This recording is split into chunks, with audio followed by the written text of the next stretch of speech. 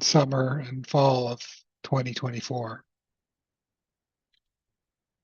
That's for the water supply upgrades, that would be a priority for the contractor that ends up being hired.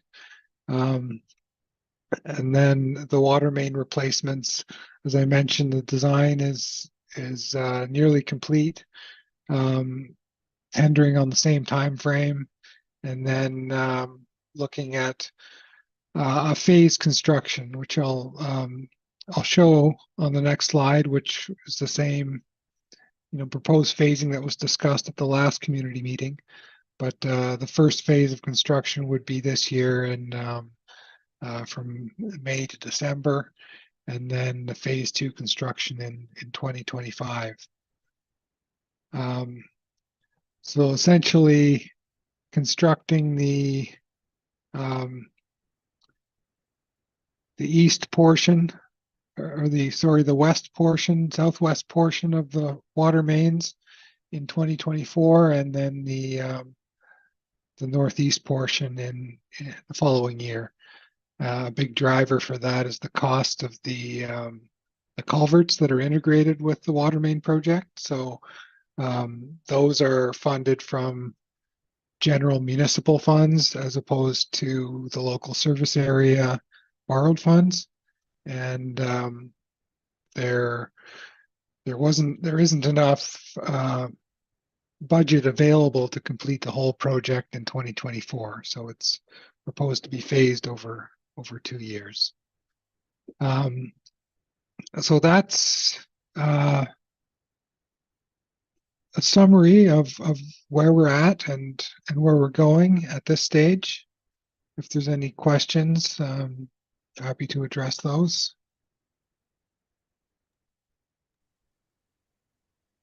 Thank you for the update. I just, in terms of timing, I'm curious. We're already in March, and if you're, sort of going through a tendering process now, essentially now in April is what you have on your presentation, with a construction in the summer and fall, how realistic is that expectation? Is there a preferred provider that's ready to roll on such a small project? Well, it's not a small project in that it's combined. We're tendering the water mains, blue water mains, the well upgrades and system interconnection, as well as the water main, the proposed water main connecting Eagle Cliff to the Cove Bay system. So it is a pretty large package of work that we're hoping will generate more interest in the market. So no, we don't have a contractor in place or ready to run. That would be coming out of the tender process. Right. We would be selecting somebody. Yeah, I guess Eagle Cliff does make it slightly bigger, but I mean, relative to other capital construction projects on the mainland, Bowen is quite small. But I'm just wondering really how realistic that timeline is, because it is tight in terms of expecting somebody to come and do the project. So if it was to be pushed out, because stuff like this isn't generally done in the winter, is it? It can be done in the winter. Yeah, the main component that really needs to be done in the summer are the culverts, which are sometimes, depending on which ones, they're limited to a certain window of construction in the summertime for both for constructability. It's much easier to do in dry weather, and then also for fisheries protection. Right. But the water main work can be done year round. Okay. It was disappointing about the Stewart well. So I guess that would lead into another question I had, just regarding moratorium on construction and new builds in blue water. Is that property then exempt because they've got water that seemingly would supply themselves, and the rest of blue water is still under any kind of moratorium to build anything new? Well, that property would be required to supply its own needs, plus some additional to contribute to the overall system.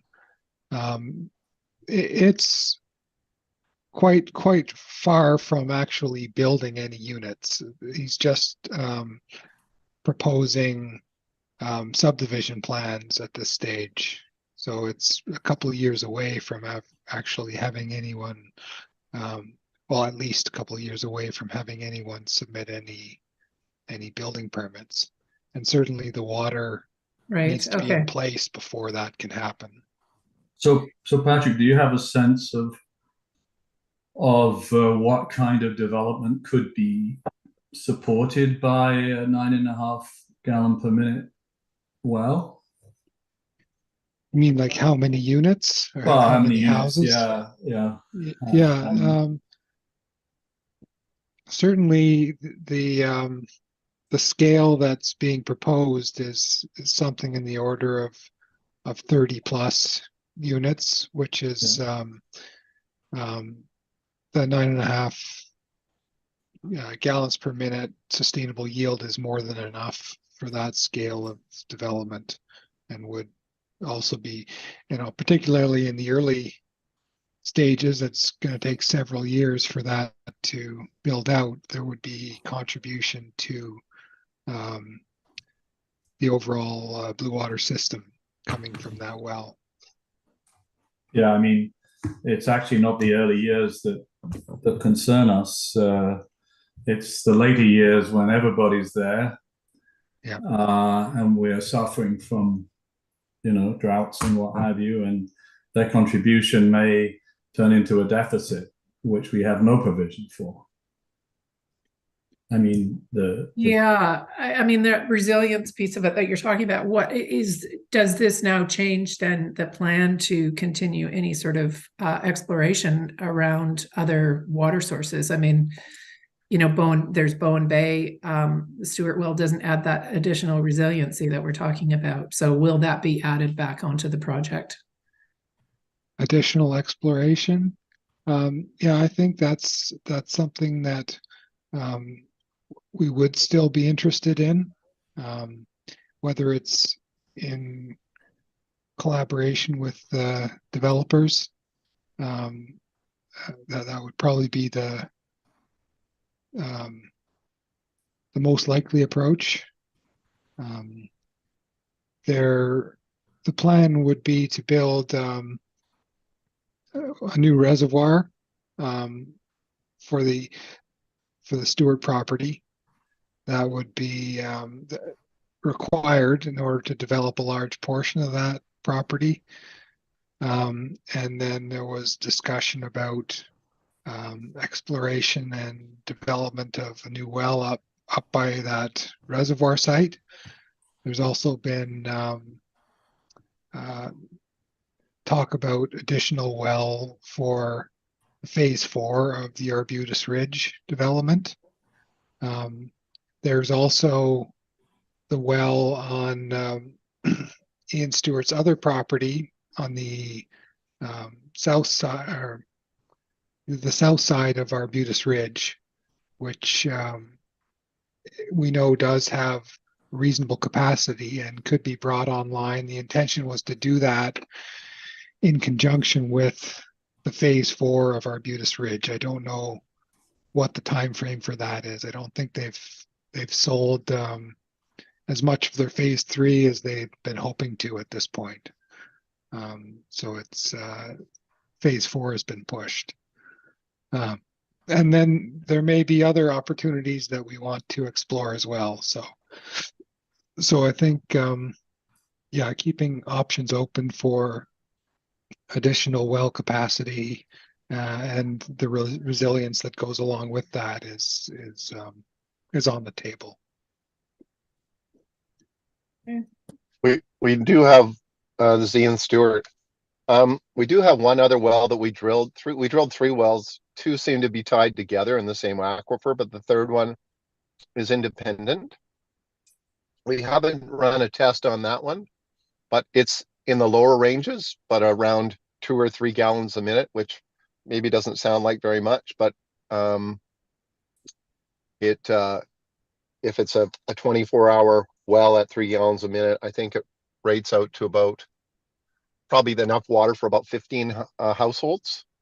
So that well is already drilled and could be brought in online with the same treatment process that we're proposing for the primary well. The primary well was going to run at 20 gallons a minute. What's been proposed by the hydrologist is 20 gallons a minute, 12 hours a day. And to relieve anybody's fears, that well really is, it's a 9.5 gallons is what we have to call it based on the provincial regulations. And but it produces substantially more water than that. But we have to rate it that way. So the plan would be to pump that, and the design and filtration and chlorination is going to be based on a 20 gallon a minute flow rate. So that in future, when we bring on this second well, which is about, we're thinking will be around 3 gallons a minute, we'd have plenty of capacity during the other 12 hours of the day to pump that.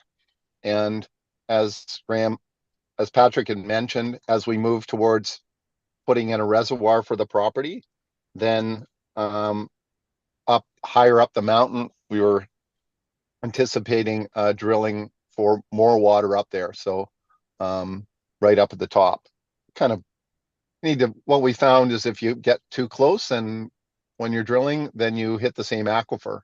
Yeah. So the next one wants to be further away. But that would be sometime down the road. The existing water is enough water to service, if you do it based on the municipal calculations, enough for about 47 or 48 homes. And we're not going to see that for, a very long time. So there'll be an incredible surplus for blue water. As far as I can see, Patrick, you can comment, but I think there'll be a substantial surplus for blue water for the foreseeable future. And by the time we get around to doing the next phase, we'll be drilling again. So I anticipate that, and what we'd always plan to do is to bring more water to the table than we take away. And so we'd be drilling again once we move up the mountain. Thanks, Ian.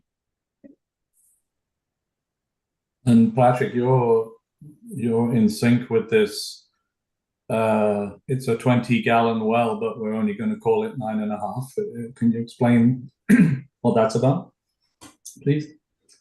Well, the 9.5 is a sustainable yield estimate. So what Ian was talking about was, pumping it at 20 gallons, but not continuously.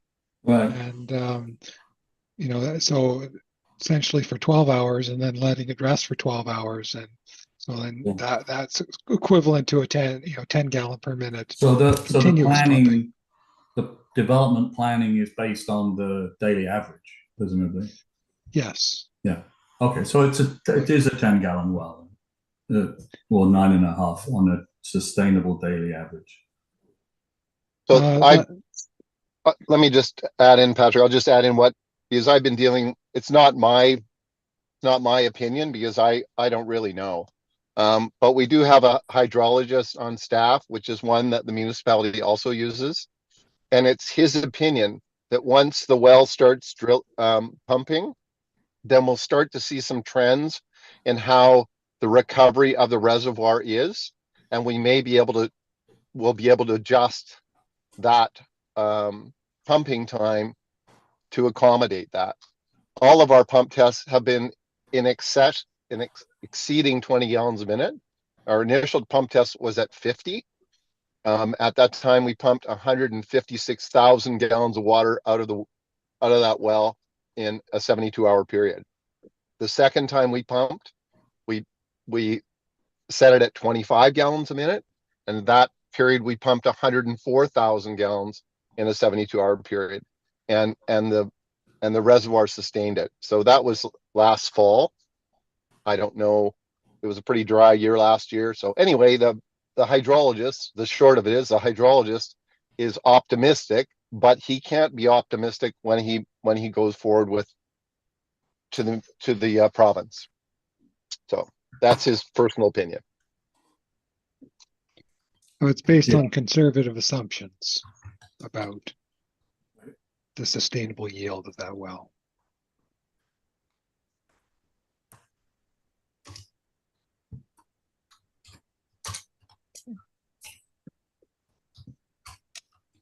Does that answer your question, Mike? Yeah, no, it's good. Thank you. Okay. That's helpful. Yeah.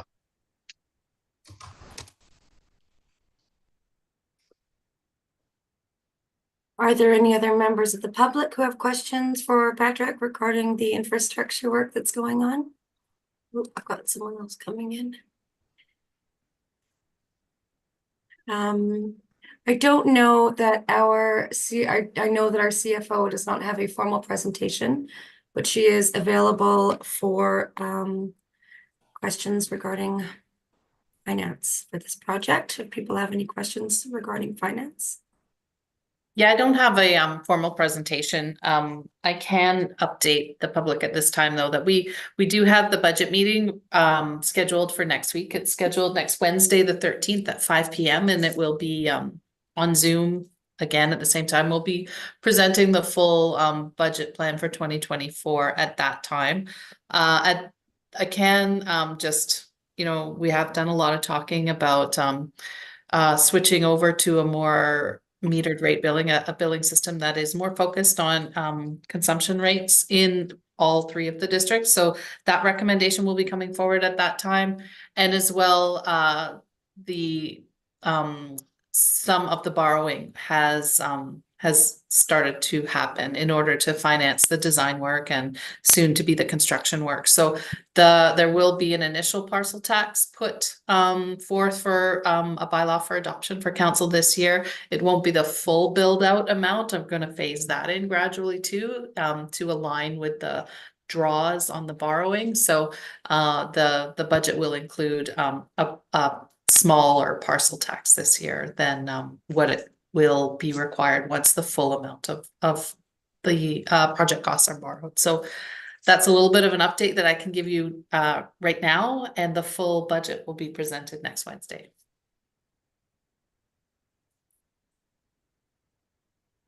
Does anyone have any questions regarding that? It's good to know that you've made some progress with that, Kristen. And I don't know how many of the LAC are going to be at that meeting. I hope more than today.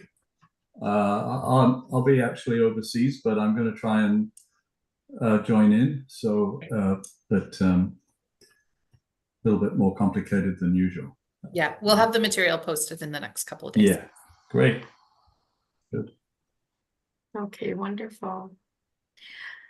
The next thing we have on the agenda is just a reminder about the communication approach and efforts that are being made by our organization. We have these information meetings quarterly, and we have our communications team is sending emails and posting social media these events, and the material that supports these events is also shared. We have our Blue Water Park Water System Replacement Project webpage, which is included in your package. And then we have the BWP LAC at bimbc.ca email, which has Kristen and Patrick on it, along with Mike and other LAC members and myself. So any questions you have or comments you'd like to share, you can use those avenues to do so. I think, oh, does Greta's family have anything to say? Really cool camera work going on there. No? Well, thank you again for participating in this important project. And I think I'm going to let everyone go. Thanks very much. Thank Okay. you. Appreciate the Thank you information. so much. Bye. Thank you. Bye. Bye-bye.